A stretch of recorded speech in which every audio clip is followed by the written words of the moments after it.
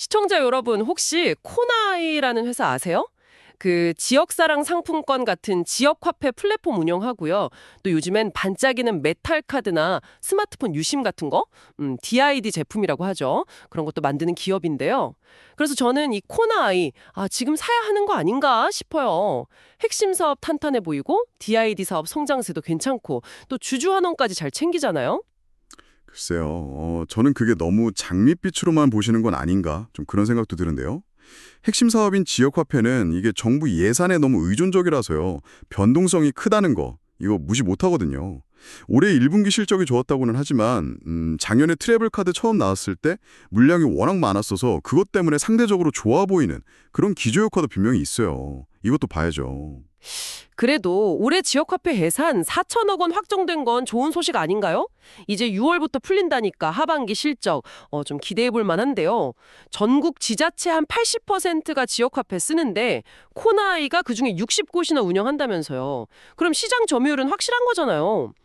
만약에 진짜 정부 예산이 한 1조 원까지 늘어난다. 그러면 수수료 매출만으로도 연 1,500억 원까지 가능하다는 계산도 있더라고요. 뭐 수수료율 0.5%에 점유율 60% 잡으면요. 경기도처럼 아예 예산 지원 없이 수수료 기반으로 가는 곳은 또 안정적이고요. 네, 뭐 4천억 원 예산이 작년 500억 원에 비하면야 엄청 늘었죠. 근데 그게 시작이 제일 좋았던 2022년 수준까지는 아직 아니에요. 그러니까 회복세는 맞는데 이걸 뭐 완전 정상하다 이렇게 보긴 좀 어렵다는 거죠. 그리고 더 큰 문제는 이 예산이라는 게 정치 상황에 따라서 막 오락가락한다는 거예요. 리스크가 너무 크죠. 지금 60곳 운영하는 거 외에 새로 지자체 계약 따내는 것도 이게 현실적으로 좀 한계가 있고요. 또 기존 계약 끝나고 다시 입찰하면 경쟁 더 심해져서 수수료율, 그러니까 수익성이죠, 그게 낮아질 수도 있어요. 이것도 생각해야 합니다. 해외 진출요? 그건 아직 뭐 가시적인 성과가 없고요. 아휴, 지역 화폐만 있는 건 아니죠. 코나이의 또 다른 성장 동력, DID 사업, 이건 어떻게 보세요? 그 디지털 신원증명 기술이잖아요. 대표적으로 메탈카드 아니면 스마트폰 유심 같은 거, 특히 해외 메탈카드 수출이 꾸준히 잘 된다고 하던데요. 그리고 SKT에서 뭐 LGU 플러스, 나 KT 아니면 코나이 자체, 알뜰폰, 모나로 넘어오는 사람들 늘면 이것도 좀 반사이익을 기대해 볼 수 있지 않을까요? 1분기 실적도 보세요. 매출 7% 늘고 영업이익은 무려 2배나 뛰었어요. 작년부터 비용 관리를 좀 잘해서 마진율이 13%포인트나 개선됐다고 하고요. 네, 메탈카드 성장은 뭐 긍정적인 신호는 맞습니다. 근데 이 부분이 DID 사업 전체에서 얼마나 비중을 차지하고 또 그게 핵심 사업인 지역화폐의 변동성을 다 막아줄 정도인지는 이건 좀 더 봐야 알아요. SKT 관련 수혜는 글쎄요, 그건 직접적인 효과라기보다는 그냥 기대감 정도? 아직은 그렇게 보고요.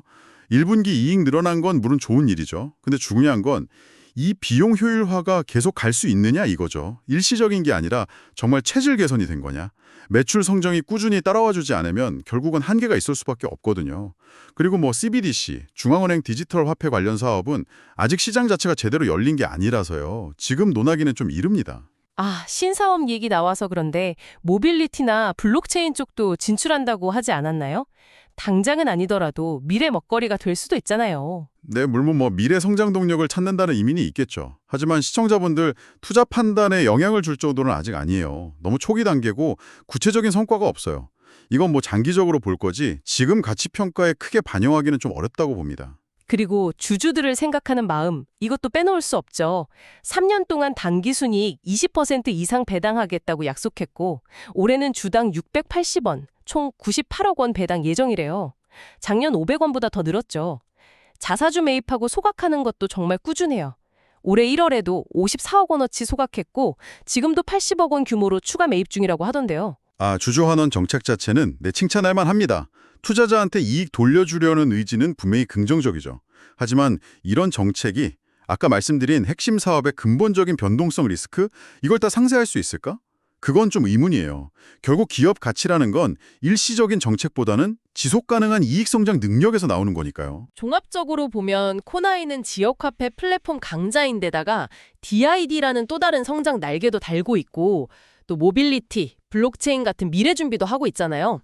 여기에 적극적인 주주 환원까지 지금 주가는 충분히 매력적이라고 생각합니다. 뭐 정치 테마주 아니냐 이런 시선도 있지만 실제 사업 내용을 좀 봐야죠. 저는 여전히 지역 카페 사업에 대한 의존도가 너무 높고 예산 변동성이라는 리스크가 너무 크다고 봐요.